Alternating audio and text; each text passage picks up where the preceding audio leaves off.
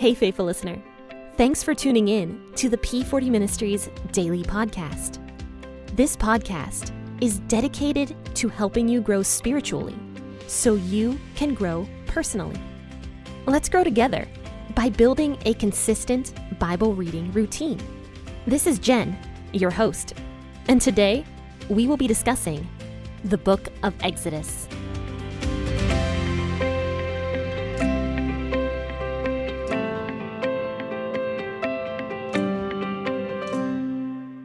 Happy Monday, friends and faithful listeners. You've tuned into the P40 Ministries podcast. And hi, my name is Jen. I am the host. But before we begin our regular scheduled reading, I would love to actually share something that I learned today in my own personal reading. And it really spoke to me. So I wanted to share it with you guys. And this is taken from James chapter 1, verses 22 through 25. And it says, "But don't just listen to God's word, you must do what it says. Otherwise, you are only fooling yourselves. For if you listen to the word and don't obey, it is like glancing at your face in a mirror. You see yourself, walk away, and forget what you look like. But if you look carefully into the perfect law that sets you free, and if you do what it says and don't forget what you heard, then God will bless you for doing it." So I think that is... I think James also says something about you can't just be listeners of the word, but you have to be doers of it also. So I think that is an important thing to keep in mind as we study the scriptures, is not just to listen to the podcast, because, obviously, I'm reading the Bible to you guys and, we're listening to it, but we have to not only just listen to it, but we have to take it into stride. We have to think about it, we have to meditate on it, and we have to do what it says as well. So I think that's an important thing that I wanted to share with you guys before we begin reading today. But for everybody that's new out there, the P40 Ministries podcast does a Old Testament episode on Mondays, Wednesdays, and Fridays, and then a New Testament episode on Tuesdays and Thursdays, just to let you guys know. So today, since it's Monday, we will be talking about Exodus chapter 23, verses 20 through 33. I always read out of the WEB version because it is in the public domain. It's not my most favorite version of the Bible, but it is a great version because what they did with it was they purposely created it to put it out there to let people read it and study it and use it however they want. If you want to take something from the WEB version and throw it on a shirt, that is totally okay. You can do that. And that is why I like the WEB version so much. You don't have to get permission to use it or to speak it over the air like what I'm currently doing. But anyway, today, once again, we'll be reading out of Exodus chapter 23, verses 20 through 33. Grab that cup of coffee or that cup of tea, and let's go ahead and read. "Behold, I send an angel before you to keep you by the way and to bring you into the place which I have prepared. Pay attention to him and listen to his voice. Don't provoke him, for he will not pardon your disobedience, for my name is in him. But if you indeed listen to his voice and do all that I speak, then I will be an enemy to your enemies and an adversary to your adversaries. For my angel shall go before you and bring you to the Amorite, the Hittite, the Perizzite, the Canaanite, and the Hivite, and the Jebusite, and I will cut them off. You shall not bow down to their gods, nor serve them, nor follow their practices, but you shall utterly overthrow them and demolish their pillars.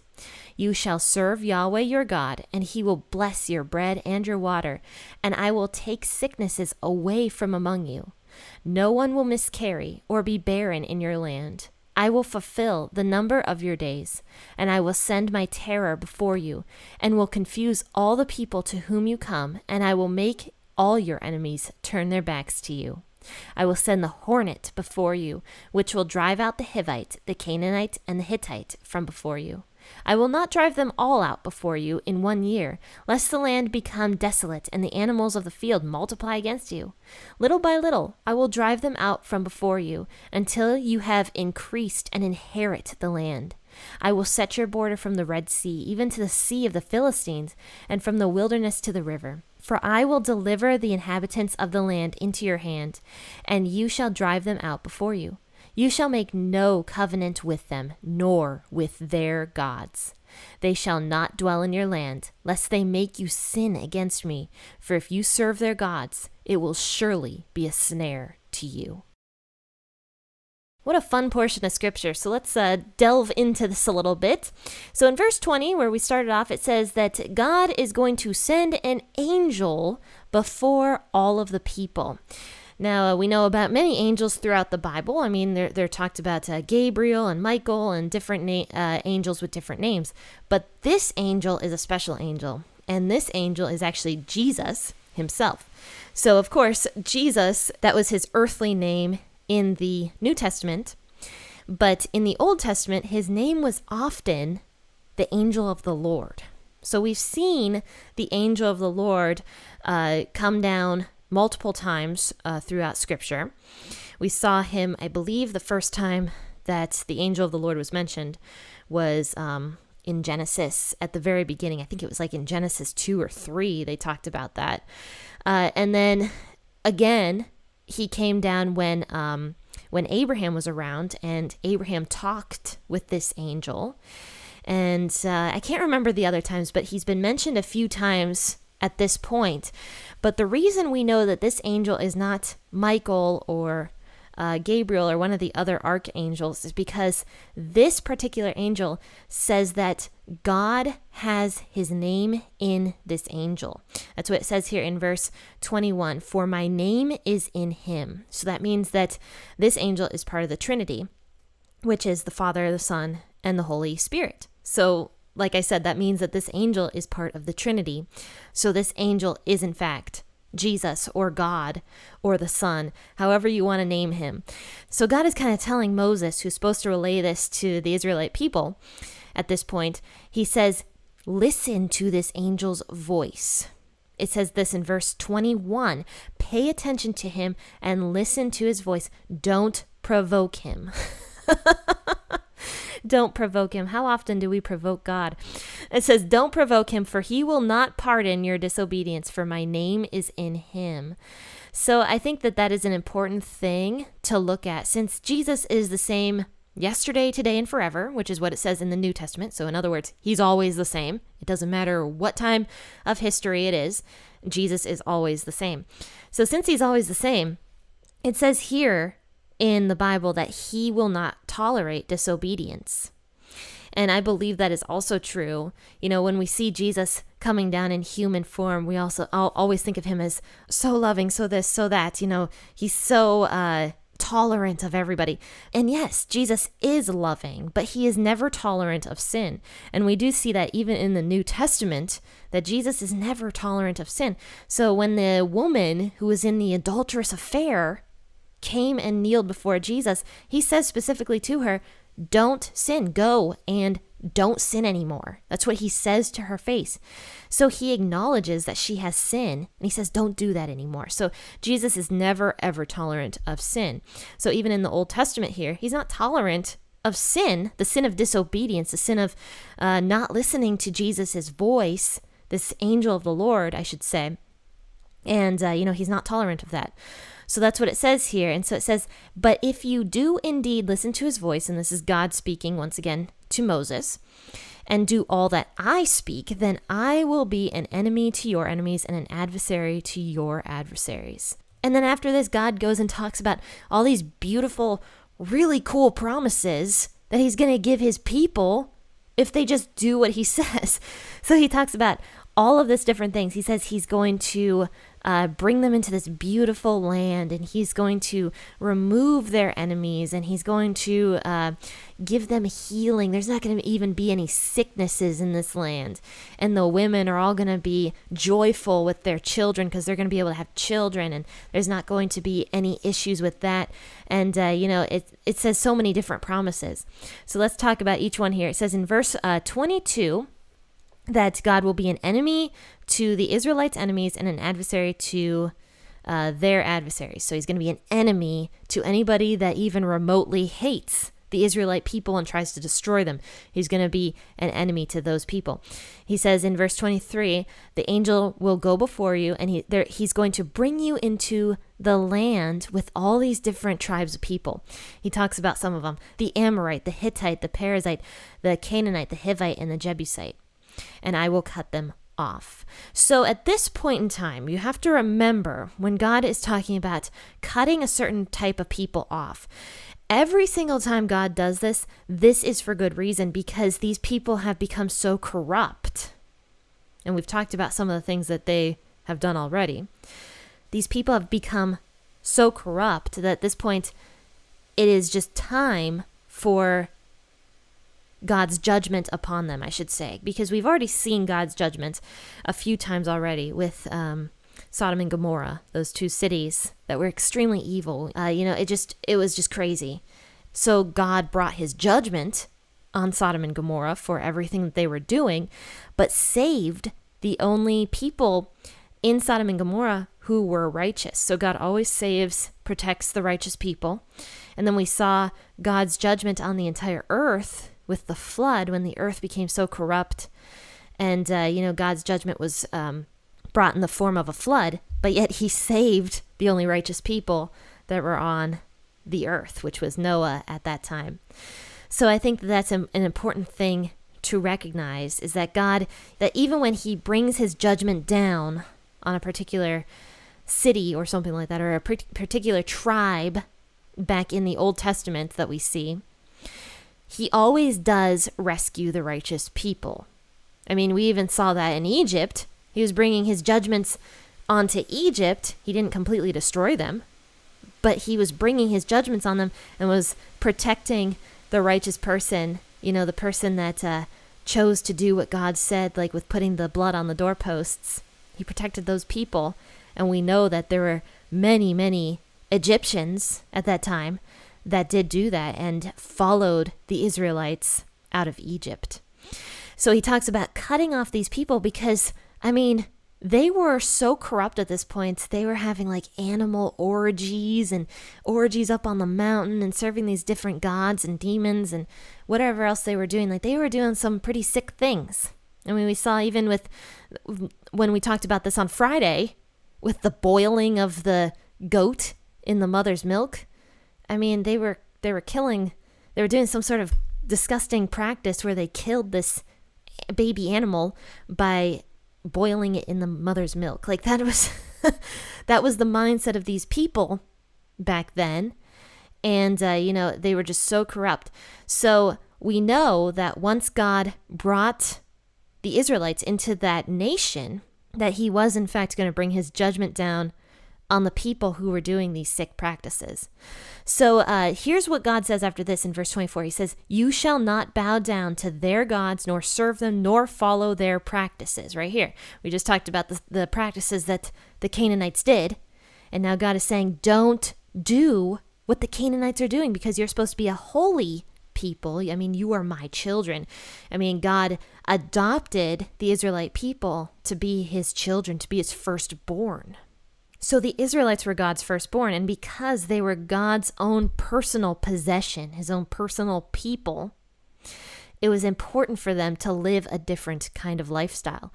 And God says the reason it was so important was because the nations of the world for generations would see how the Israelites were living and be like, why don't they have any disease in their country? Why are they having so many children? Why is everybody so healthy and happy and prosperous? They would be like, I wonder why. And then they'd realize, oh, God is taking care of them. The real God, the true God, is taking care of his people.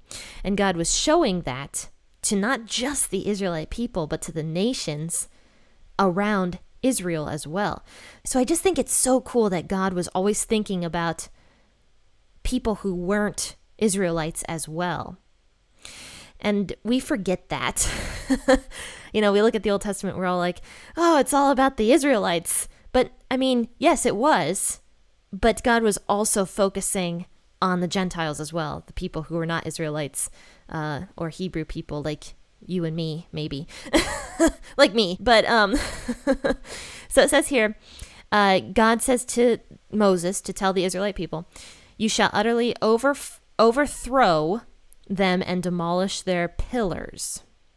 So these pillars would be set up as like gods, they would be images that the Canaanites and whoever else would worship. So God says, when you go into this land, get rid of their gods, destroy their gods, because first off, their gods are fake, and secondly, they're evil, they're not good to worship, they're demonic. I mean, God says several times throughout the Old Testament that, in fact, the people who worship other gods were worshiping demons.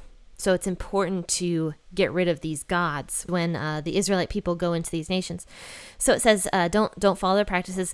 You shall serve Yahweh your God, and he will bless your bread and your water, and I will take sickness away from among you. If the Israelite people back then would have just listened to this, they would have been so healthy. They would have had so much prosperity through God back then. I mean, what's not to love about that? And all they had to do was follow God and serve God to the best of their ability. I mean, the law proves, I'm kind of going off on a rabbit trail here, the law does in fact prove that we can't follow the law very well. But if they just would have done the best that they possibly could and would have served God rather than, bowing down to these other gods, which we find out that they do in fact do, they would have just had all this blessing on them.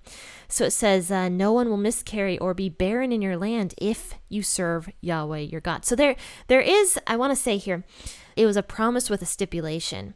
The people had to worship God in order to get these kinds of blessings. So I want to mention that. And it's funny because in my other reading that I'm doing, not just from James, but I'm also kind of going through the book of Jeremiah a little bit. One thing Jeremiah prays to God at the very beginning of the book, he's like, God, why are you going to destroy your people? You promised them prosperity. And God doesn't answer Jeremiah, but the answer is right here. It was only if the people chose to follow God. And in Jeremiah's day and age, which is thousands of years after this, the people were not doing that. So God was in fact keeping his promise.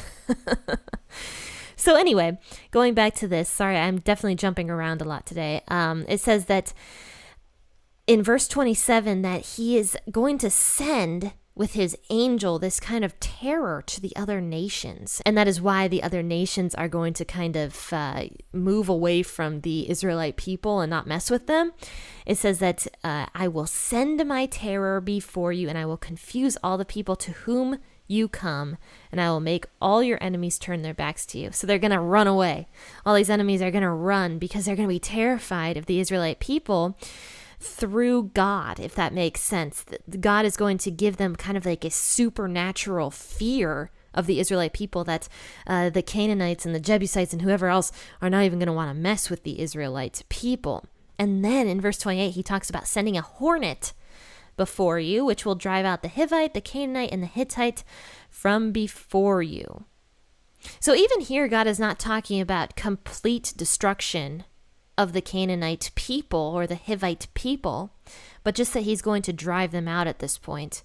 So he says that he's going to produce this hornet that's going to go and do this infestation on the Canaanite and Hivite people and the Hittite people as well. And we find out that actually does happen in the book of Joshua, that God does in fact send a hornet and it scares everybody, so they just run out of there. So God does actually do that.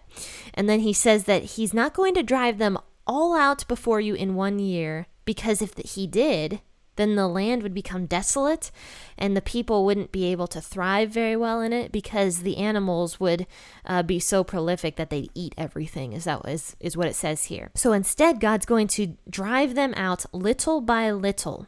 I will drive them out before you until you have increased to inherit the land. So, I mean, even though there was probably about 2 million Israelite people at this point in time, maybe more, maybe less.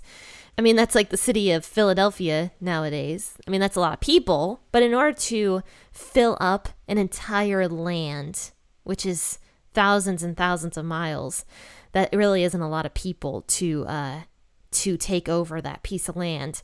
The land would, in fact, truly become barren as, as whatever wildlife came and ate everything. So it is important that God does, in fact, leave some Hivite people or Canaanite people in there so that the land doesn't become completely desert-like. So then he says that little by little I'll drive them out until you have increased to inherit the entire land, and I will set your border from the Red Sea even to the Sea of the Philistines and from the wilderness to the river. For I will deliver the inhabitants of the land into your hand, and you shall drive them out before you. So this is talking about the people that are left in the land. And at the time when the Israelites have enough people to go and inherit all this land, because God is talking about border from the Red Sea to the Sea of the Philistines. So that's a ton of land. I mean, I don't know how much that is. I didn't look it up, but that's got to be a lot of land. So God is saying as soon as the people have enough people to fill up all that land, then at that time, God will be with the people to drive out the rest of the Canaanites living there. And it says that at this point, though, you shall make no covenant with them, nor with their gods. So God is very specific about this. He says, once you have enough people to fill up this land, don't you dare make a covenant with these people. Now, a covenant is kind of like a promise or a peace treaty or an agreement, because if the people do, in fact, make a peace treaty with the Canaanite people living with them, the Israelites would probably start intermarrying with them and would have children with them. And at that point, the wives or the husbands or whoever are the Canaanites would still be worshiping their own gods. And then their children would start worshiping those gods as well. So God is kind of talking about this whole concept of not being unequally yoked with a person, which is an old-fashioned way of saying not on the same page, I guess. So if you marry somebody, like let's say that a Christian marries somebody who is non-Christian or Muslim or something like that, that would be not on the same page. They would constantly be clashing with each other in that marriage, and their marriage would be really bad, and then their children would have to choose whether they want to grow up to be non-Christian or Muslim or whatever else. So God is always talking about how important it is to have a husband and wife be on the same page biblically, because then at that point they can actively follow God together and have children who grow up to follow God. And right here, this is what verse 32 says: you shall not make a covenant with them, nor with any of their gods. They shall not even dwell in your land, lest they make you sin against me. For if you serve their gods, it will surely be a snare to you. So that means that if the Canaanites are allowed to remain in the land, even if the people don't make a peace treaty with them, and they're allowed to just stay there, which is actually what ends up happening, spoiler alert. And even though the Canaanites and at the beginning and the Israelites did not make a peace treaty, the Israelites did in fact start intermarrying with the Canaanites and started worshiping their gods, which is why the book of Jeremiah, which I was talking about earlier, which is why God ended up punishing the Israelite people and taking his blessings away from them. So friends, this was Exodus chapter 23, verses 20 through 33. There was a lot of content in this one, but I think it was kind of a cool little portion that we discussed today. And friends, if you have any questions regarding the podcast or anything that you think, any critiques that you have, anything you think I should do, please contact me at www.p40ministries.com/contact. And you can absolutely contact me there. I'll get an email from you and I will be able to respond to you. And if you have any suggestions at all, I would love them because I'm out of ideas. I only have so many ideas, and I would love some fresh, new ideas from you guys, the listeners, about what you want to hear, or an intro that you'd like to hear, or whatever you think. If you have any critiques whatsoever, I would absolutely love to hear them. So please do that. Contact me. Let me know you. I'd love to get to know some of my listeners. I have quite a few now. I was talking about the new listeners at the beginning of the podcast. I want to thank you guys for tuning in. And I have quite a few new listeners from different states. New Jersey is one of my largest listening bases now, so thank you, New Jersey, for tuning in. And also to Belgium and Spain and England. I would love to get to know you guys from around the world, and Switzerland as well. So thank you guys so much for tuning in. I appreciate it greatly. But join me tomorrow, 6 a.m. for an episode out of the New Testament. Happy listening, and God bless.